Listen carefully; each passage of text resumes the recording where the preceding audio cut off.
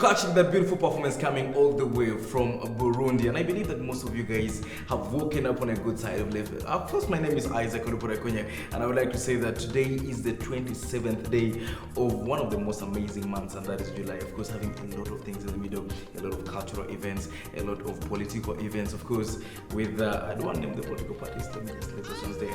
I would like to say that with a lot of action, and I would like to say that on this particular day, we are going to be discussing about culture, because in this show we only talk about culture. When we talk about culture, of course, we do much of the African cultures, beginning from here in Uganda, and we also move to East Africa. We major much in Africa, but also we borrow something about the international community away from Africa, because wherever we are, wherever we step in, culture is culture. And allow me to take you straight to our particular guests of the day. I have a lady and a gentleman who have actually come to teach you today about their cultures, and I would like us to go straight to introduce who they are. Yes, and I'm beginning, let's say, ladies or men first? Okay, ladies first. Yes, I'm beginning from my left hand side. A very good afternoon. How are you? What's your name and where do you come from? You come from Basoga? Oh, I know only that, and I'll leave it there. Yes, and to my right is a gentleman all the way from the Republic of Uganda. Of course, I knew that you're going to say maybe I was going to say maybe Rwanda, Burundi, Kenya. No, from Uganda. Yes, gentleman, how are you? What's your name? Moses Bakora, my name. And where do you come from? Bakora, are you from Karamoja, from the Tepet sub-region? No, I come from Oh, you're from the West. Wow, that is so much beautiful. And now, of course, after they have introduced themselves, I believe in the back of my mind that you are much aware of the two tribes that will today be sharing with us different things about their culture. Last week, I remember we were sharing about different cultures, and we gave you a chance to call in and we asked you a question about your tribe. But shockingly, for an approximate of 1 hour, no one won anything in relation to the questions that we asked. And of course, the first question went to Musoga. We asked Musoga to tell us the name of the first king. The guy was the first king. And of course, how many clans Basoga is made of. And at the end of the day, we summed up with asking him the current king. Of course, was in leadership. But of course, shockingly, he failed. It was such an embarrassment. But today we shall not dwell much in that. We are going to be talking about the two tribes. That is the Basoga and the Banyakole. All the names of the tribes begin with the letter B. And the judge comes from Teso, letter T. So we're beginning from Basoga. Which part of Basoga do you come from? Well, I come from Kamuli district. Kamuli? Yes. When you leave Kampala, can you give us a map to Kamuli? Because there are some guys who come from the north, straight to Arua Park, or from West End, straight to Arua Park. At Arua Park, the story ends there. They go maybe to Chinawataka and he lives on his life there. If I want to access Kamuli, where do I begin from? Where do I board from? Where are the buses that go that side? Well, from Kampala, depending on what means of transport you're using. If you're using a bus, then you go into the park and board directly to Kamuli district. Okay. Yeah, but of course you pass the. So the taxis that go straight to Kamuli. Yes, coast guards. Oh. So you go through the source of the Nile. You even bypass the And Nile. in case you're lost, or if the bus got any problem along the way, you just ask for where Kadaga comes from. Kadaga is your woman MP. Yes. Yes, to all the viewers who are catching us from wherever you're catching us from, today we are seated with Kadaga's cousin. Yes, you know, all Basoga related, but this one is close because at least she comes from Kamuli. Yes, to my far right, immediately. Where do you come from when you talk about Ankole? I come from Uganda. Uganda was formerly under Great Ambarara, and later it became a district of its own. It's called Uganda district. Uganda district. That is in the western part. Western part. Wow, that is so much beautiful. Yeah. Give us the map from Kampala to your village. From Kampala to Uganda. Which direction you take the east? We take the southwestern direction. What are the names of the buses you board? Do you board the Elgon Flyer? Why? Don't say it. It's an advert. All right, let's leave that at that. Now, getting back to our discussion of the day today, I am so much excited for one particular thing. Today, the tribes are we have one from the far west, and we have one from the far, actually from the east. So these are two different regions. I want to know whether there's a relationship between these two particular tribes. How would you describe a Musoga? What key things when you look at a Musoga would make you believe this should be my tribe? Because like for me, someone one time when I was going to Ginger, I posted on my wall on Facebook that any test around Ginger, please inbox me. Then Musoga responded by saying, just go to any bar that sells local marua. I don't know. They are all there. They are the only members that are there. So I realized actually when I stepped in Ginger, I asked, where could be some local bars? And someone referred me to, trust me, I bet it for you. It was in the wrong direction. I phone guys speaking, exactly. So I found myself blending. So how would you describe a Musoga? Because when you go to a new place and you find a Sudani, you can look at the height and you look at the beautiful dark color, the true African color. Your brain will tell you this guy should be actually a Sudani. And when you go to a particular region like central Uganda, the few basics you can look at it like this person should be a Muganda. How would you describe a Musoga?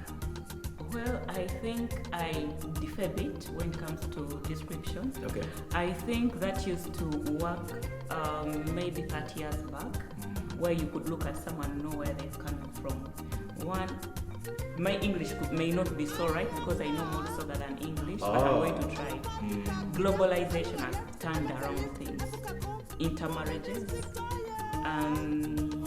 people are traveling. Sometimes our colors were defined because of the weather, and now people, you find people from Acholi and they've never even known Acholi land. They've grown up from Kampala. And they speak Luganda very well. Yes, and then we are having more chotalas than before because of the intermarriages. And so I had Indians who construct roads have impregnated a lot of Ugandan women. So we have Chinese Ugandans.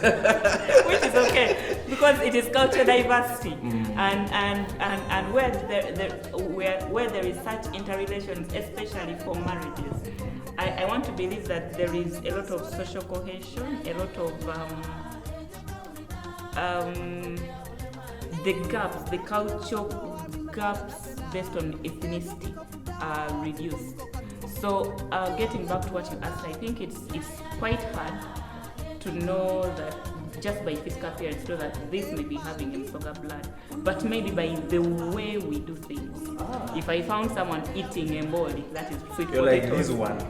there is a possibility that he had some Musoga blood, or he has been, because lately you can even be a Musoga by adoption. I go on a street, I find this little kid, he's unnaturally, and I'm not going to adopt because I'm not going to adopt because he's unnaturally. So I'll bring him or her up knowing that this is actually once I take that kid up, she becomes a hero, he becomes a Musoga. Depending on who carry my husband's tribe. So it is, for me, I think you can only define them by the ways how we live. If you find someone who is too maybe strict, we've associated that with the northern region. They are strict and straight, and so if you find this in someone, you're like, are they straight or they're serious? Very serious. So I hope you're not drawing this from the late Idi Amin that he was a serious man. Now I want to take it straight to the western part of the country. How would you describe a Banyakole? How would you detect? Because actually guys who overborn in this country are Banyakole. Shockingly, who born a lot. You can find the Banyakole in Igulu, but they identify themselves. One time actually I was in a certain place, let me remember. Actually I was in my village, in Mora town. Yes. And I met a Banyakole, and this is what he did. I met him in a bar. So I'd just gone there to meet up a few friends. I was like, hey guys, I'm back and I'm within. I've just come to say hi to you guys. The guy got stuck on me. He was like, you're one of our own. I told him how. And I was like, who are you? He was like, no, I've just come to this to do something within here with the electoral commission, but you should be from our region. I told him, boss, my father and my mother are from this village. And it's a famous name. He still insisted, and he bought me a drink and he was still insisting, you one of our brothers. So I realized Banyakole Mondelo. So how would you describe a Banyakole? How would you discover whom a Banyakole is? Actually, I think how the Banyakole can easily tell a fellow Banyakole. we tend to have sharp pointed long nose. Oh, it seems that that's where this guy You get arrested it? me from. I think I have one, right? Yeah. So when you look at someone, and we are Banyakole are very beautiful.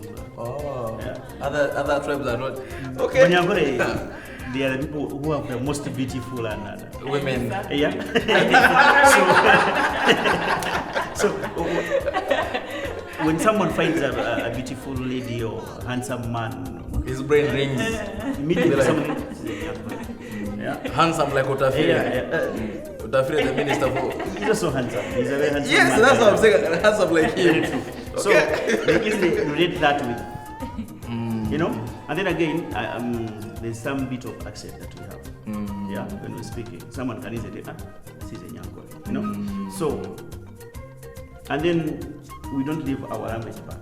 You always speak your language wherever you I go. speak 2, 3, 4 words and I put some Some Nyankole word. So people easily, I have some friends of mine who say that Banyakole, that maybe we do not know English. So that's why we cannot. Pause again. They can't construct a full sentence in English. They do part of the blend of their dialect. Yes. So that's some of the few things that someone looks at. Hey, you. And then our names. Hey, how are you? I'm Moses. I'm Mugisha. I'm Tumwebaze. I'm Tumsime. You know, our names now, they also speak a lot. You're taking me to ask you an immediate question in relationship to names. How did the Banyakole people name their children? Because when you go to some parts of Africa, let me begin with Uganda home, some tribes name their kids based on trouble. And when you look at the West Nile region, you find most of the names mean death. I can give you simple examples. When you look at a name like Buni, Chandiru, these are related, like maybe you're born after very many kids have died, maybe you mean death, you mean trouble, names like Brahmani. Are you getting it? So it's about trouble. How do the Western people? I think also in Ankole, most of the names, or some of our names, are given according to occasions, circumstances that someone would have gone through. You find someone naming a son Biarhanga. You know, as like, I don't know, but everything is up to God. You find a name like Yaheba, meaning that they're expecting something much from God. You know, those are some of the names, Tumusime, those are names of, they are praising or thanking the Lord for. You know? What does the name Atukunda mean? I've heard it is Yes, common with Atukunda women. means he loves us. God loves us. Atukunda, Okunda is love. Okunda. Yeah, so Atukunda, they are referring to him, the creator, that he loves us. Wow. They are usually given to kids. Say if God has given someone like 3 girls following each other, so and the father treasures the girls the daughters so much. Says Atukunda, you know, like he loves us and he has added us. Names like Tuonjirwe is a name that is given that means he has added us. So some of those names are given depending on circumstances, depending on. We shall be going for a short commercial break. When we get back, we'll be doing much on culture. A very good afternoon. Welcome back from the break, and we're glad to see we're watching the Indigenous show, your #1 cultural show across the globe. And of course, I'm your boy, OLUPO to the African, and of course, sharing with you much about the Ugandan cultures, the East African cultures, the African cultures, and cultures across all borders. Now, before we went for the break, we're discussing about how different tribes name their people. And feel free to join our conversation on social media platforms, and that is Record TV Uganda on Facebook, and not forgetting Record TV Uganda on Twitter, and also my personal handle, Olupot Isaac on Facebook, and Olupot Isaac Akon on Twitter. Of course, this is all to keep you on track. Feel free to ask a question, we'll be answering you instantly. And at the same time, feel free, of course, to make a request of what you need to listen to or you need to hear from us in the forthcoming shows. Now, today we are still here with a guest, and they're discussing with us about their particular tribes. Now, this time I want us to go straight to talk about food. You know, food is an integral part of almost every society. When guys go for a burial, when it reaches midday, they stop thinking about the leaves. Their brains tune to the kitchen. If the kitchen is not smoky, you will see people leave the burial ground one by one to a nearby trading center, busting up themselves and they come back. So let's talk about food. What are our cultural foods? I want to begin with the gentleman this time. what is the cultural food for the Banyakole people? In Ankole, our cultural food is karo. Kalo?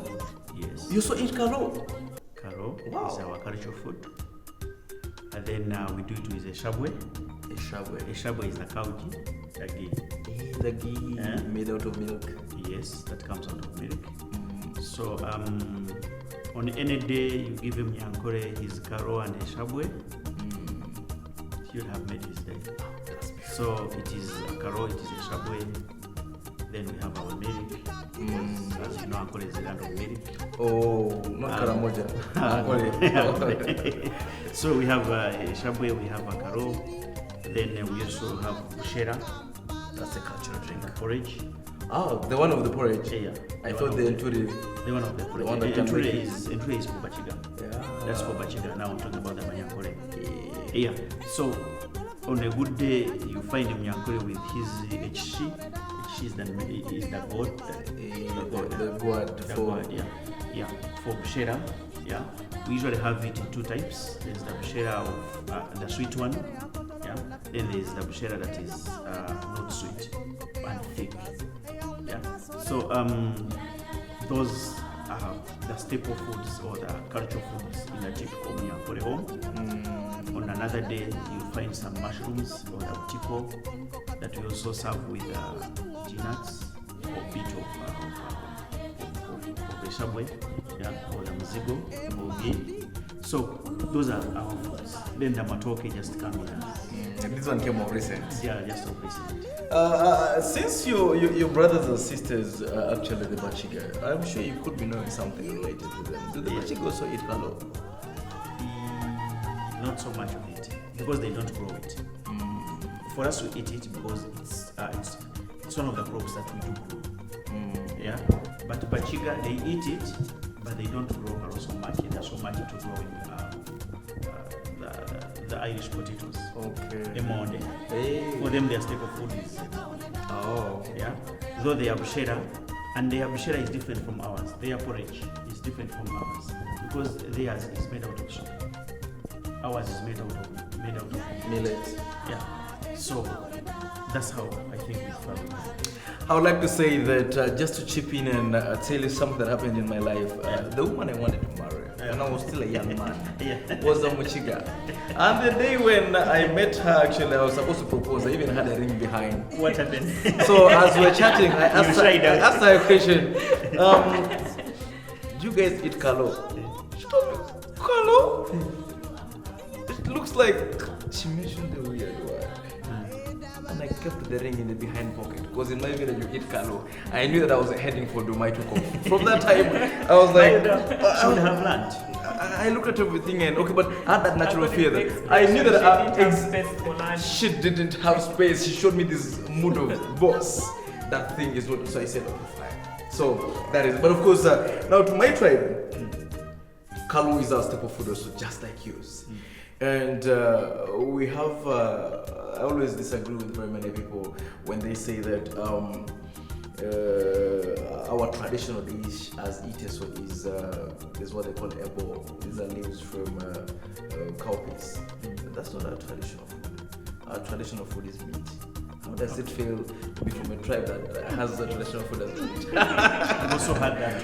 Yeah, thank you. Actually, very many eaters who are watching right now are also shocked to hear me say that our traditional food is meat. We are pastoralists, and our history is we feed on land. I'm not saying for human beings. We feed on cow blood. You say we pierce. Us and the Karamojan come from the same ethnic group, and thus the Nilo Hamites. So because of that particular fact, we find ourselves growing up with meat, growing up with milk, growing up with blood. Those are the related things.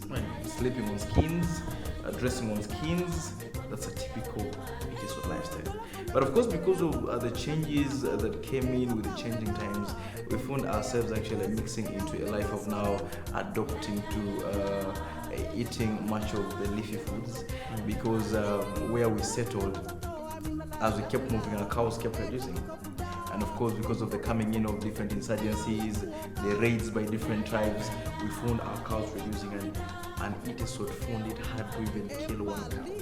So he opted to look for local things, local available resources to blend into as his new adoption in relationship to food. Basoga, I heard him talk about something about potatoes for Bachiga. Is it the same type of potatoes? No. Irish potatoes. Yes, back to the east. What do you guys control? I think every Musoga gets excited Wow. talking about food. Yes. But Do they actually, love food not so only much? not only Basoga. Do they love food so much? Food is that one thing that brings everyone together. It doesn't matter if you aren't eating. So on food, we agree that we have a common subject here when it's time to. Whether it's Obama, when it comes to Everyone, food brings us together. I think the difference can be on what exactly we enjoy and in what quantities. Yeah.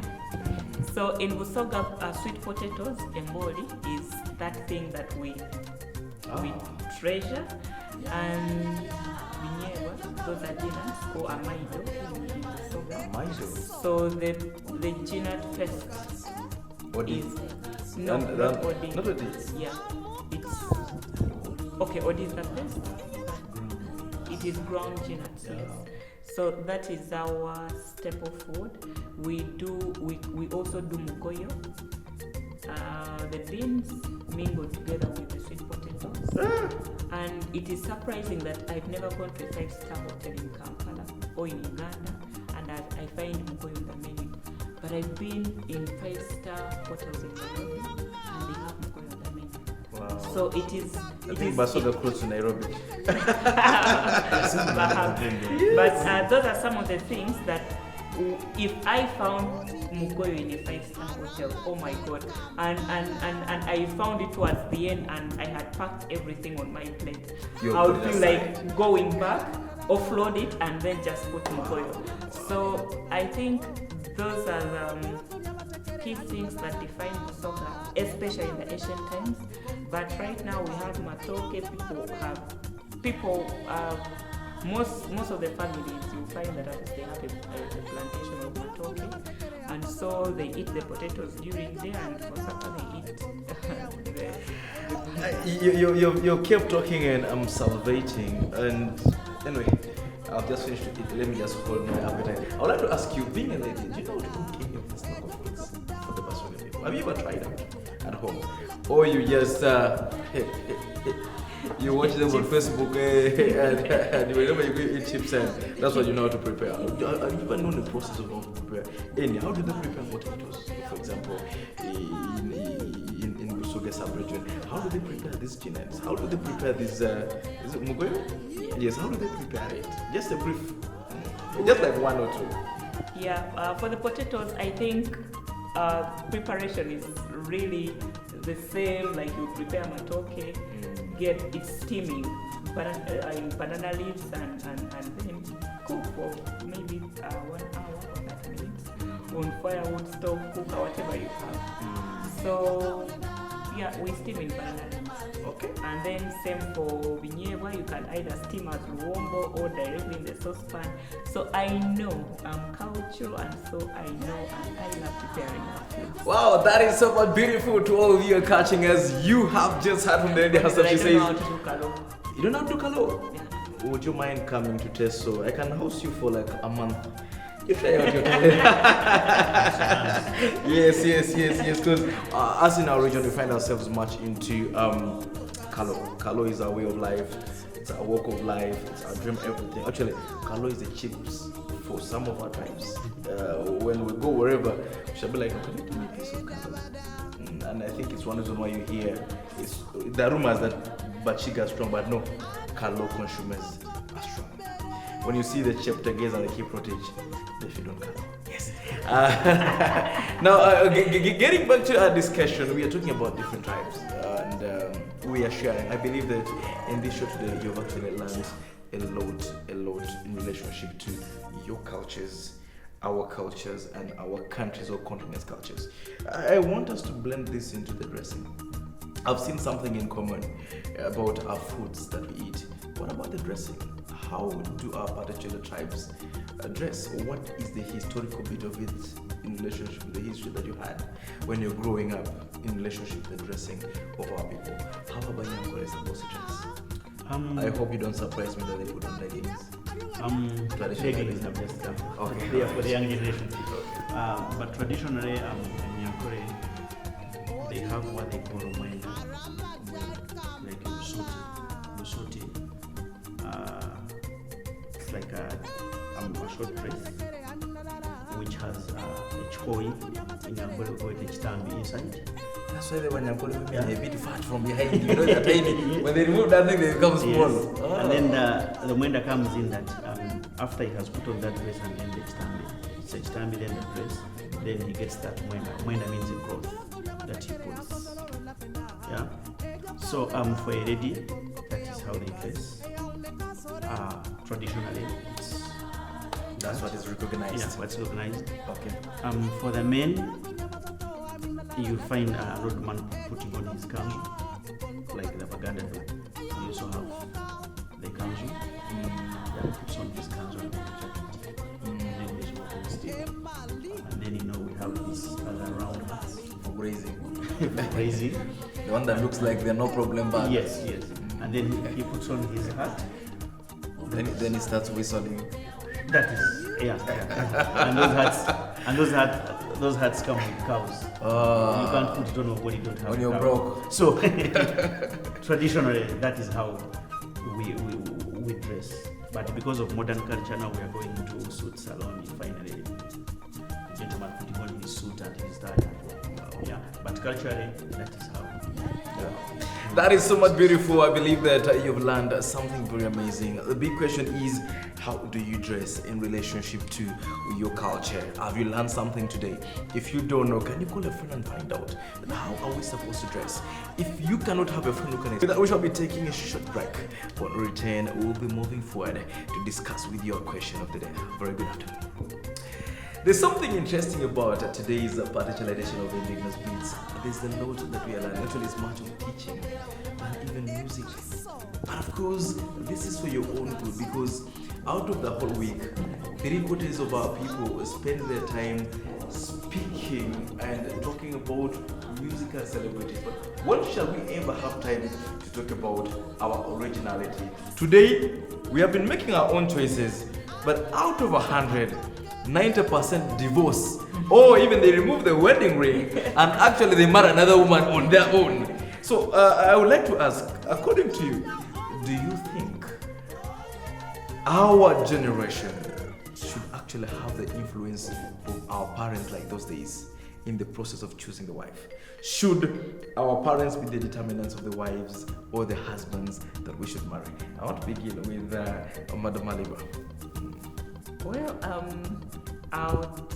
in my opinion, the two have a hand in it, but 90% should be the people involved. Now, long ago, we had a few things that influenced marriage, including exposure.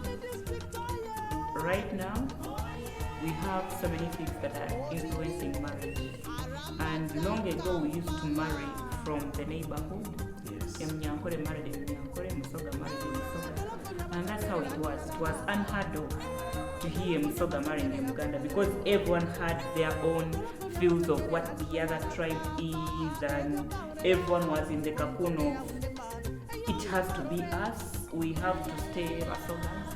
But with the exposure, with the globalization, with the fact that a woman has been empowered, you talked about long ago a man getting married to 5 wives and it was okay. Very okay. That was then. They call it being a true African man. But also the quality of life they were living wasn't the best. Of having yes. Right now, both the man and woman, actually right now I think women are even getting more empowered than the men. So right now they can chase you out of the house. In the morning they will tell you, the operations, Shagara is come and you're leaving today. Pack your things and find where to go train. Hey, pack and go. Yes, to the gentleman, what do you think about this particular notion? Do you think parents should actually be the determinants of who you should marry? Personally, I think it should not be that way. I think marriage is about two people coming together. It's about the two of you, what you're going into, how you want, what you feel about each other. Then the parents, I think they come as, because they are our parents. Now that's when we go back to them and tell them, you see, I want to get married to this lady here. She's from such and such a place. Yeah. But then I think also as a parents, it's our role or it's their role. At the end of the day, when a son is bringing a wife or a daughter is bringing a son-in-law, you need to know where your daughter is going. True. But personally, I would say those things of those days dictating for your son who to marry, your daughter who to get married to, they were working for those people back then, but they're not working for us. .com kids. Yeah, it comes back to what I'm feeling for someone. Because even when you break up, it's you who will break up. Yes. But actually, when you break up, I think the biggest challenge is we think it's us.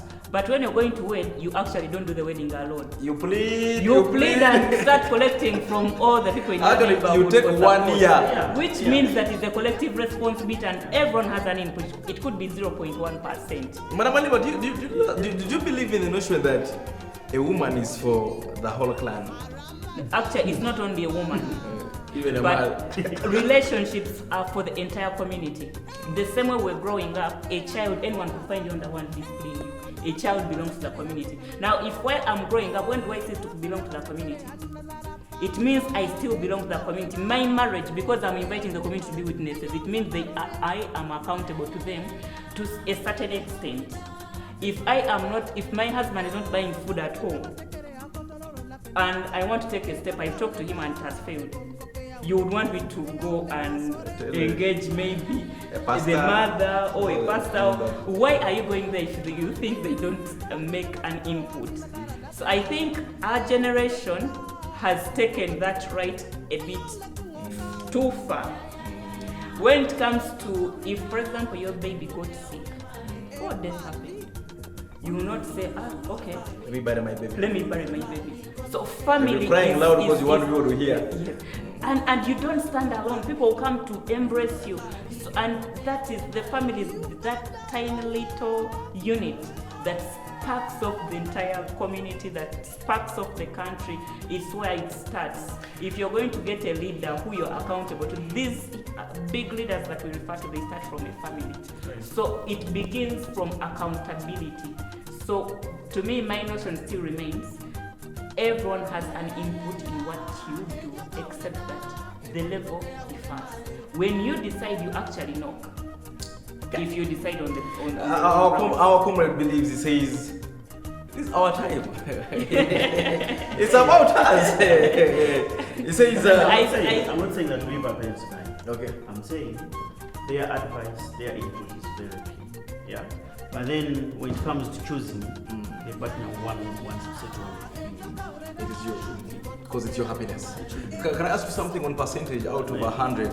What should the parents contribute and what should you contribute? Should the parents contribute 80% and say, this we don't want, please don't bring her? let it be 20 for the parents. So that is in agreement with me. I think it works. It works. I would like to say that all the viewers, of course, here is the conversation. Do you think our parents should actually be responsible for whom we should marry? Should they dictate? Do they have a bigger percentage? Or you should have a bigger percentage? Feel free to follow us on social media platforms, and of course, feel free to continue with the conversation. Now, I want us to get into the thing I've been seeing on social media. I've been following it everywhere. People are talking about it in the streets. Actually, I was passing the time along one day. Then I went to a certain place for a bite. I was hearing people talk about the chote. It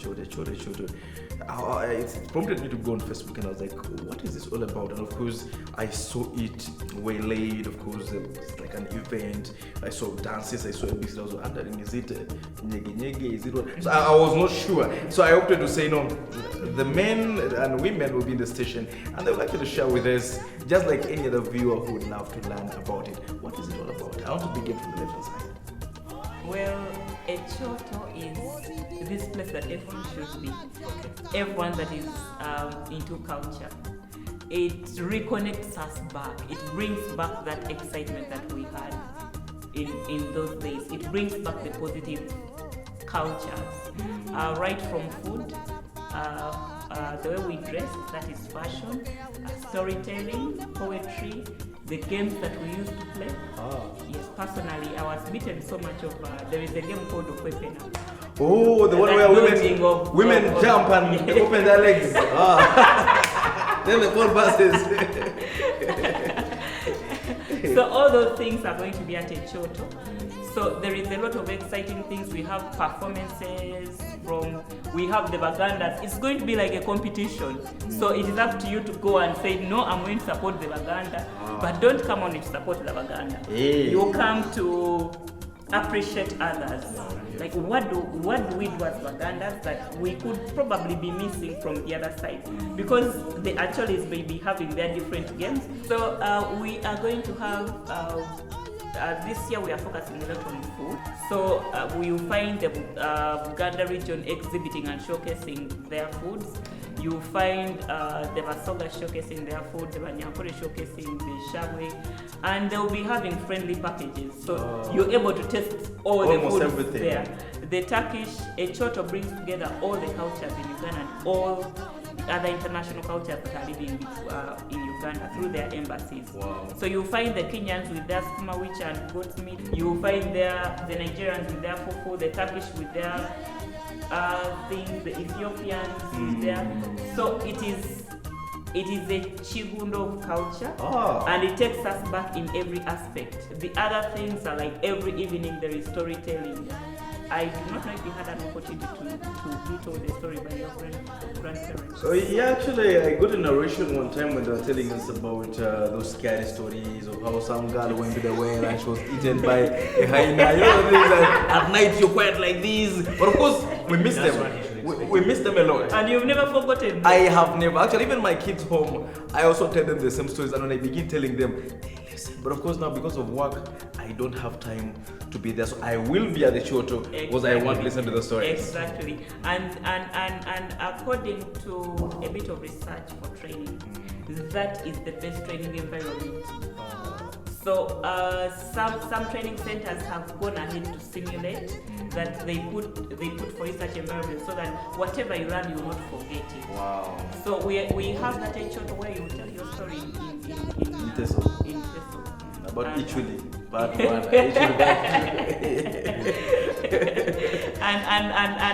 And yeah, we have professional storytellers, of course, who will be leading you through the sessions, but it is a contributory thing. Yeah, I'll be there. That is so much beautiful. I think that is much exciting. How many days is it running? Chap, in less than 1 minute. It is running 3 days from 9th to 11th of August at Uganda Museum. And Friday, Saturday, Sunday. Friday, Saturday, Sunday. Wow. It is free for children. Entry for adults is 5,000. And if you want to have a food coupon, the traditional food coupon, it's only 10,000. So it takes you in, but also you'll be able to sample, to get samples of the different traditional foods and African desserts like tuntunu. Oh, wow. I will be there. I don't know whether you will be there. And of course, I would like to say 3 days. That's a very good. Exactly, Uganda Museum. Good. 3 days. That's 3 days of packed culture. Performances. By the time you walk out, I'm sure you'll have learned a lot about culture. I would love us to give out some tickets. Could you be having some tickets to some people? Before we give out tickets, for people who are investing in culture enterprises, people who are doing crafts, these bibine byabachala, we have a free training. Let them not miss that training on Friday. And those who want to exhibit, yes. Some unique foods, traditional foods, and they want to showcase it, they can come to Uganda Museum and they get themselves that. Beautiful. How many tickets are we going to give out? Before I ask the questions, keep it locked. Listen, yes. How many tickets are we giving out? 10. We're giving 10 tickets. Okay, so wherever you are, if you're in Chireka, Banda, Vilgere, Seta, Mukono, Jinja, even though you're in Acholiland right now and you're watching us, when you're in Tebe, wherever you are, whether you are in Lunguja, whether you are in Mutungo, whether you're in Luzira, Chitintale, Bugorobi, wherever you are, I would like to say that be keen on these questions. Feel free to answer them. We shall actually get them on our social media platform. And of course, 10 tickets will be good for you. Now, the first question is, what is your tribe and what is your unique cultural food? Yes, of course we shall follow up and we shall be in position actually to dig deep to understand exactly whether that is your tribe and whether that is your traditional food. And now the second question is, what do you know about the Echoto event? What do you know about the Choto event? And of course, it has a part B that asks you about where will it be? Yes, that is if you've been very keen.